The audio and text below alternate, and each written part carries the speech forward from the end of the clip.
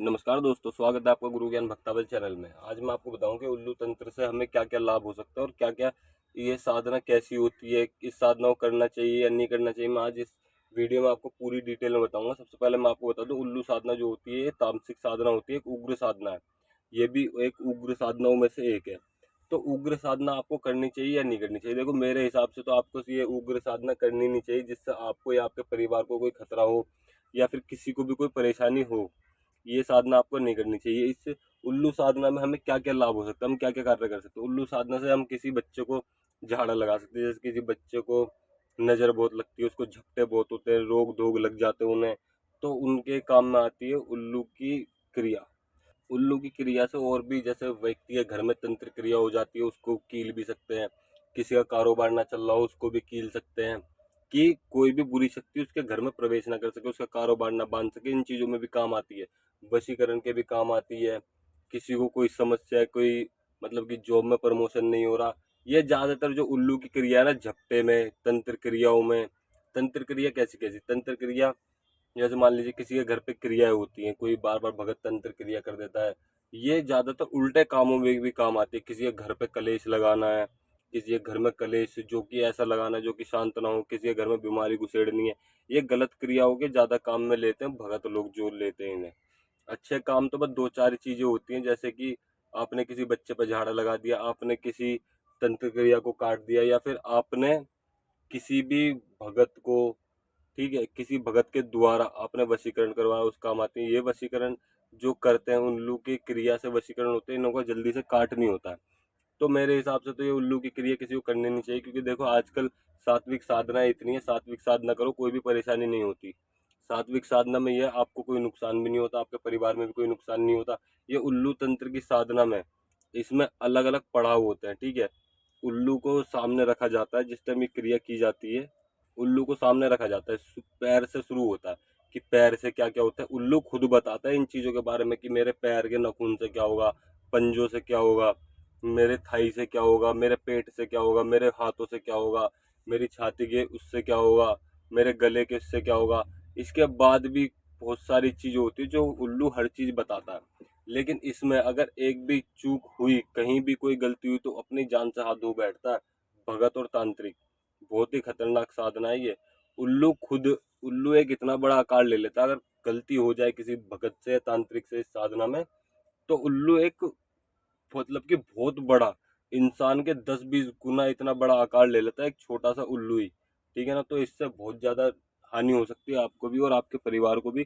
तो मेरा मानना यह है, आपको ये साधना नहीं करनी चाहिए। और मेरे को देखो, इस साधना के बारे में ज्यादा डिटेल में पता नहीं है, जितना मेरे को पता है मैं आपको उतना बता रहा हूँ। और मैं हर वीडियो में कहता हूँ कि जितना मुझे पता होगा मैं आपको उतना बताऊंगा, कोई ज्यादा अपनी तरफ से या फिर इधर उधर से आपको कुछ नहीं बताऊंगा मैं, ठीक है। जितना मुझे पता है मैं आपको उतना बता रहा हूँ। मेरे मानने से तो ये साधना बिल्कुल भी नहीं करनी चाहिए किसी भगत को। सिर्फ भगत को साधना करनी है। देखो एक बात बताओ, किसी के घर में कलेश चल रहा है, ठीक है, किसी बहन बेटी का घर बिगड़ रहा है, तो आप सात्विक मंत्रों से, सात्विक अपने देवी देवताओं से वो कार्य कर सकते हो। जरूरी नहीं आपके आपने उल्लू तंत्र कर रखा हो तभी वो कार्य होगा, या आपने कोई दूसरी सिद्धि कर रखी हो जब भी वो कार्य होगा। आप किसी भी मंत्र से वो कार्य कर सकते हो, ठीक। और भी बहुत सारे कार्य होते हैं। आप किसी बच्चे को झाड़ा लगाना, उसके भी अलग अलग मंत्र होते हैं, हमने वीडियो भी बना रखी है झाड़े लगाने के ऊपर, तो आप उन्हें भी देख सकते हो, झाड़ा लगाना सीख सकते हो। तो ये अलग अलग चीजों में काम आते हैं। मतलब कि जो जो काम हम उल्लू तंत्र से कर सकते हैं ना, उन उन कामों के लिए हमारे पास दूसरे और भी तरीके हैं, दूसरे और भी रास्ते हैं, तो हम उनके द्वारा भी उन कार्य को कर सकते हैं।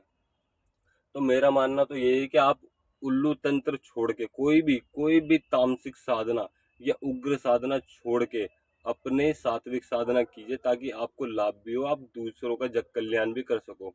क्योंकि उल्लू तंत्र में देखो, आपको भी जान की हानि हो सकती है, आपके परिवार को भी हो सकती है। और कि आस पास में अगर कोई व्यक्ति आपके चल रहा होगा या घूम रहा होगा तो उसको भी परेशानी हो सकती है।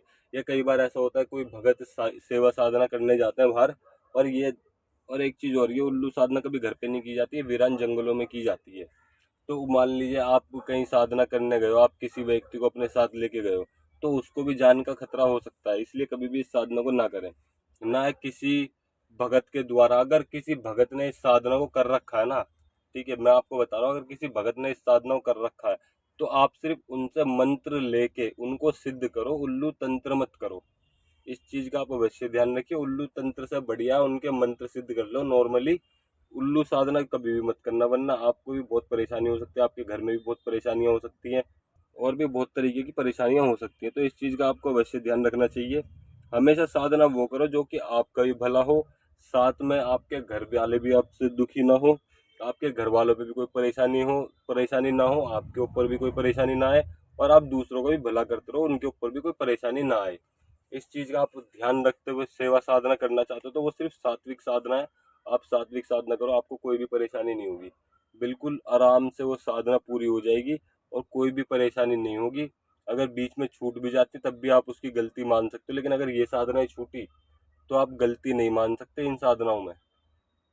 फिर तो या तो कोई आपको भगत या तांत्रिक इन चीजों से छुटकारा दिलाएगा, वरना आपको परेशानी तो भोगनी ही भोगनी है। और ऐसा भी होता है, जैसे मान लीजिए कोई देवी देवता है, तो वो भी इन साधनाओं को काटने में असमर्थ हो जाते हैं। बहुत सारे देवी देवता, इनकी सिर्फ काट वही कर सकते हैं जिन्होंने इस सिद्धि को करा हो या फिर उनको पता हो कि किस तरीके से इसका काट होगा, वरना आप भी मुश्किल में फंस सकते हो और कोई भी व्यक्ति इन चीजों का जल्दी काट नहीं कर सकता। तो आप इन चीजों को ध्यान रखते हुए सिर्फ सात्विक साधनाएं कीजिए। सात्विक साधना में आप तरक्की भी पाएंगे, आप जग कल्याण भी कर सकते हैं, अपने घर परिवार को भी ठीक कर सकते हैं और आपको कोई भी परेशानी का सामना नहीं करना पड़ेगा। और अगर आपको हमारे द्वारा दी गई जानकारी अच्छी लगी हो तो वीडियो को लाइक करें, चैनल को सब्सक्राइब करें और बेल आइकन जरूर दबाएं ताकि हमारे द्वारा दी गई जानकारी आप तक समय पर पहुंच सके।